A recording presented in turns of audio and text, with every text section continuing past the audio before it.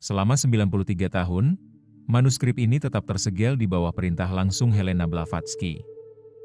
Dunia belum siap, ia memperingatkan, kata-katanya memiliki bobot yang membungkam bahkan murid-muridnya yang paling terpercaya.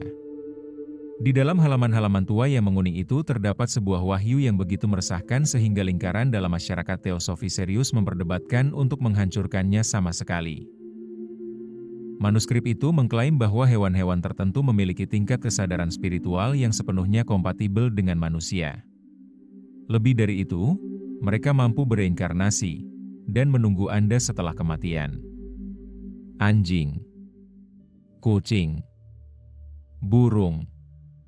Apa yang diungkapkan Blavatsky disensor bahkan oleh masyarakatnya sendiri. Halaman-halaman terakhir dokumen itu tidak pernah dibaca, sampai sekarang. Ketika para peneliti akhirnya membuka segel lilin asli di ruangan ber-AC di Adyar, sampul kulit yang retak mengeluarkan aroma cendana dan usia. Aroma yang tak salah lagi itu, dupa yang sama yang dibakar Blavatsky selama sesi channeling terdalamnya, entah bagaimana tetap terperangkap di halaman-halaman itu selama hampir 1 abad. Namun penemuan yang paling mencengangkan terletak di bawah lipatan kulit yang dijahit rapat dengan benang sutra, yang harus dipotong dengan hati-hati oleh para konservator sambil mengenakan sarung tangan putih. Tersembunyi di sana terdapat kata-kata yang bahkan para teosofis, yang secara terbuka menerima proyeksi astral, guru-guru kuno, dan hierarki kosmik, tidak berani ucapkan dengan lantang. Kata-kata yang menantang segala sesuatu yang kita pikir kita ketahui tentang jiwa-jiwa yang berbagi rumah kita, kehidupan kita, dan mungkin bahkan perjalanan abadi kita. Saat benang sutra diputus, para saksi melaporkan mendengar sesuatu seperti suara lonceng angin dari kejauhan, meskipun ruangan itu tertutup rapat. Apakah itu sugesti? Imajinasi? Atau sesuatu yang sama sekali berbeda? Peralatan perekam yang dipasang untuk mendokumentasikan pembukaan tersebut mencatat penurunan suhu yang tidak dapat dijelaskan sebesar 7 derajat tepat pada saat teks tersembunyi itu terpapar cahaya untuk pertama kalinya dalam hampir 1 abad. Bagaimana jika cinta tanpa syarat yang Anda rasakan dari hewan peliharaan Anda bukan hanya insting atau pelatihan, tetapi pengakuan yang dibawa melintasi beberapa kehidupan? Bagaimana jika mereka mengingat Anda, bahkan ketika Anda telah melupakan mereka? Adyar, India, 1906. Helena Petrovna Blavatsky, yang sudah melegenda sebagai pendiri perhimpunan teosofi dan penulis karya-karya monumental seperti Doktrin Rahasia, secara pribadi menyerahkan sebuah buku kecil bersampul kulit kepada koleganya yang terpercaya, Henry Steele Olcott. Tangannya, yang bengkak karena rematik yang mengganggu tahun-tahun terakhirnya, sedikit gemetar saat ia menyerahkan manuskrip tersebut kepadanya dengan instruksi yang jelas. Ini hanya boleh diungkapkan ketika dunia telah belajar untuk mencintai melampaui kata-kata. Olcott, memahami beratnya momen tersebut, mengangguk dengan hikmat. Menurut buku hariannya, yang baru-baru ini ditemukan di arsip, Blavatsky menatapnya dengan tajam dan menambahkan, beberapa kebenaran datang sebelum waktunya. Ini adalah salah satunya. Ikatan antara jiwa manusia dan hewan lebih dalam daripada yang bahkan anggota kita siap terima. Buku itu disegel dengan lilin merah yang bertanda cincin stempel pribadi Blavatsky dan ditempatkan di dalam kotak kayu mawar, disimpan di sebuah ruangan yang tidak muncul dalam denah resmi markas besar perhimpunan. Selama beberapa dekade, keberadaannya hanya diketahui oleh para pemimpin yang berkuasa secara berturut-turut, diwariskan sebagai amanah suci dengan instruksi yang sama, belum saatnya. Pada tahun 1999, selama digitalisasi komprehensif arsip internal, Dr. Anna M.A., seorang spesialis konservasi dengan keahlian dalam dokumen abad ke-19, menemukan manuskrip tersebut saat mengkatalogkan materi di area penyimpanan yang sebelumnya disegel. Hampir 1 abad musim hujan di India telah merusak sebagian teks, membuat beberapa bagian hampir tidak terbaca. Namun, apa yang tersisa cukup mengkhawatirkan bagi mereka yang pertama kali meninjaunya. Saya telah bekerja dengan manuskrip langka selama 20 tahun, Dr. M.A. kemudian mengaku dalam sebuah email kepada seorang kolega, email yang secara tidak sengaja termasuk dalam arsip digital. Tetapi saya belum pernah menemukan dokumen yang tampaknya bergetar dengan energinya sendiri. Beberapa kali saat menyalin, saya bersumpah mendengar sesuatu seperti dengungan di ruangan yang kosong. Yang lebih luar biasa lagi adalah halaman tambahan yang dijahit ke dalam jilid dengan benang yang berbeda dari manuskrip aslinya. Halaman ini berisi catatan rinci tentang pertemuan kembali pasca kematian antara manusia dan hewan peliharaan mereka, catatan yang secara fundamental menantang pemahaman kita tentang kesadaran, kematian, dan batasan antar spesies. Omong-omong, dari kota mana Anda menonton? Saya ingin tahu seberapa jauh wahyu ini menyebar. Kebenaran tentang hewan peliharaan kita layak didengar di mana-mana, terlepas dari upaya untuk menekannya selama hampir 1 abad. Untuk memahami sepenuhnya signifikansi manuskrip tersembunyi Blavatsky, kita harus menelusuri bagaimana pemikirannya tentang kesadaran hewan berkembang melalui beberapa momen penting. 1875, Kota New York. Saat mendirikan masyarakat teosofi, Blavatsky menulis dalam jurnal pribadinya tentang roh hewan yang beredar di sekitar para inisiat selama meditasi. Referensi awal ini, yang sebagian besar diabaikan oleh para sarjana, mencakup pengamatan yang mencolok ion. Kucing yang berkunjung selama sesi malam ini muncul secara bersamaan di alam fisik dan astral, sebuah fenomena yang sebelumnya saya yakini mustahil bagi entitas non-manusia. Catatan ini secara langsung bertentangan dengan ajaran publiknya pada saat itu, yang menyatakan bahwa hewan tidak memiliki perkembangan spiritual yang diperlukan untuk manifestasi semacam itu. 1884, London. Selama serangkaian sesi mediumistik yang dihadiri oleh para ilmuwan dan spiritualis terkemuka, seekor anjing yang dikenal sebagai Dian, nama yang sama yang kemudian dikaitkan Blavatsky dengan bait-bait kuno yang mendasari doktrin rahasia, berulang kali bermanifestasi. Menurut beberapa saksi mata, anjing spektral ini muncul bukan sebagai hantu, tetapi sepadat dan senyata makhluk hidup manapun, mengkomunikasikan ide-ide kompleks melalui apa yang digambarkan oleh para peserta sebagai kesan langsung pada pikiran. Ketika ditanya secara publik, Blavatsky menepis fenomena tersebut sebagai elemen sementara yang mengambil bentuk anjing. Namun korespondensi pribadinya dengan Kolonel Olcott menceritakan kisah lain, makhluk itu persis seperti yang terlihat. Sahabat setia seorang inisiat Mesir, mempertahankan individualitasnya selama berabad-abad hanya melalui pengabdian. Kasus ini, tulisnya, seharusnya memaksa kita untuk mempertimbangkan kembali kapasitas spiritual saudara-saudara hewan kita. 1891, London. Saat Blavatsky sekarat, saksi melaporkan bahwa ia tampak berbicara kepada seseorang yang tak terlihat di kaki tempat tidurnya, merujuk pada sahabat lamaku, sahabat setiaku. Kata-kata terakhirnya yang masih jelas, yang dicatat oleh saudara perempuannya, adalah, mereka telah menunggu begitu lama. Mereka ingat bahkan ketika kita lupa.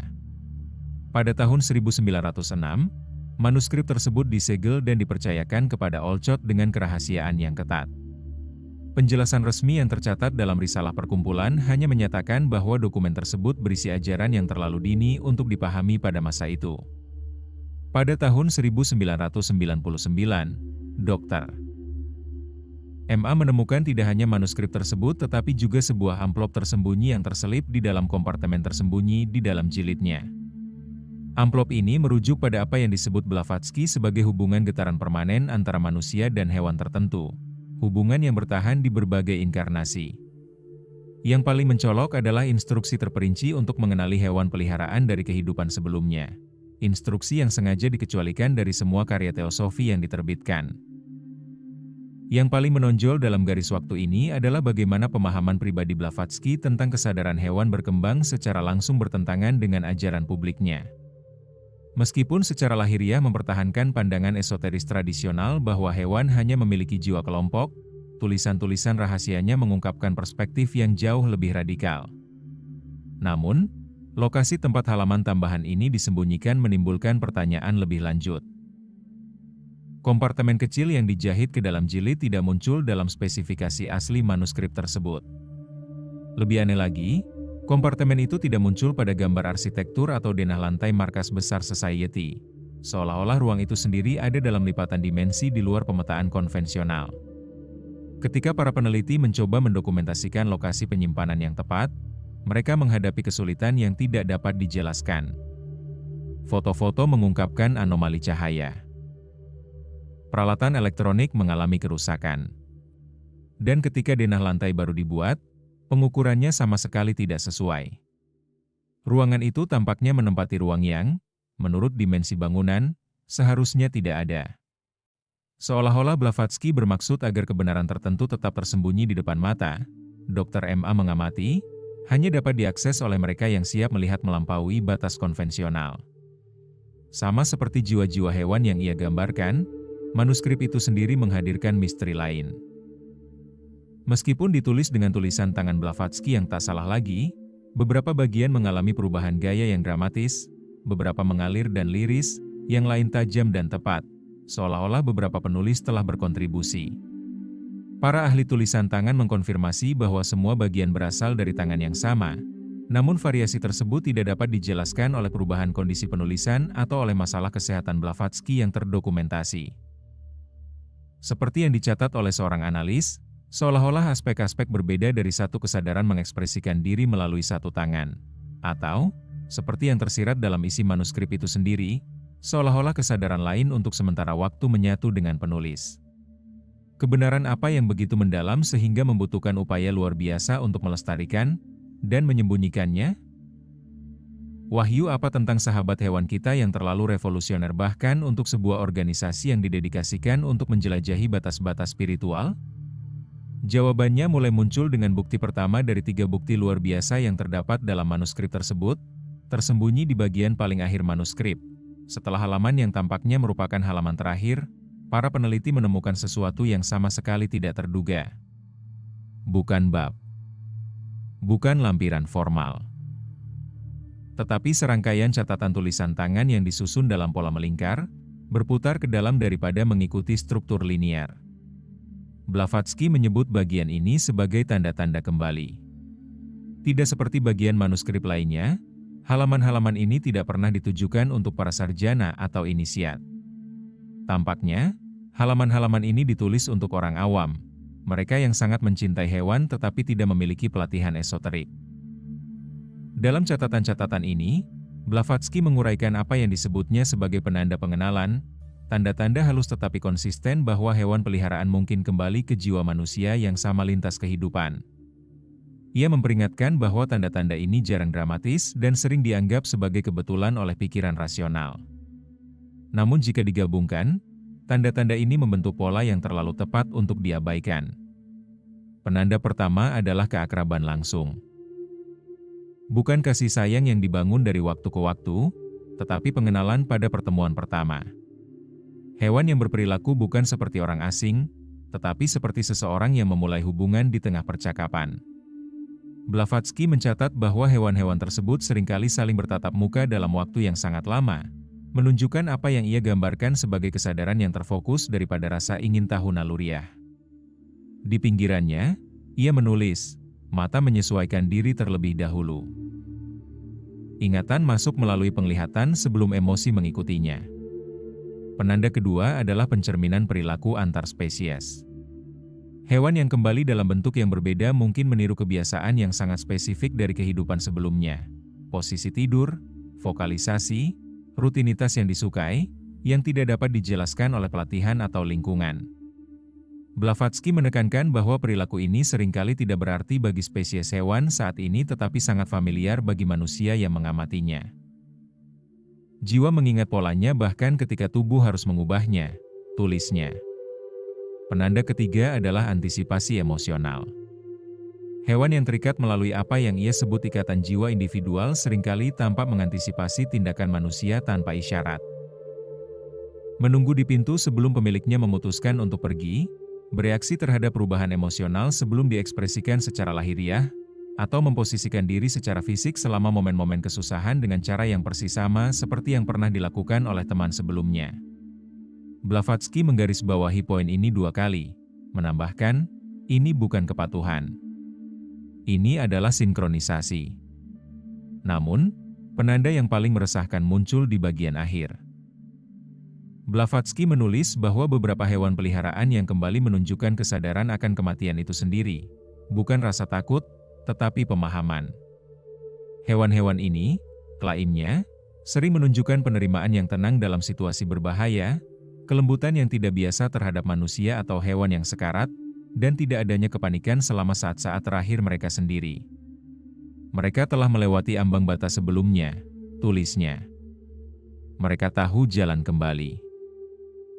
Satu catatan, yang ditulis lebih gemetar daripada yang lain, menonjol.